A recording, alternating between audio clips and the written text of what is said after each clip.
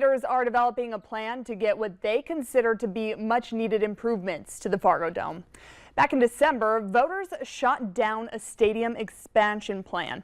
So the Fargodome Authority went back to the drawing board, taking surveys on potential voters' feelings regarding updates, and those results are in. Many are resistant to use public money for a project, saying private funding would be a better option.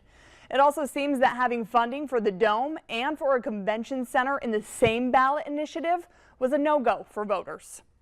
There were some that said that they had a distrust in city's financial management. They saw a perceived lack of necessity. So respondents feel that the renovations and the new convention center are unnecessary, or that money could be better used elsewhere. The Dome Authority plans to take this research and use it to craft a new ballot resolution that could be made public in about 2 weeks. It would then be up for the voters to decide in November.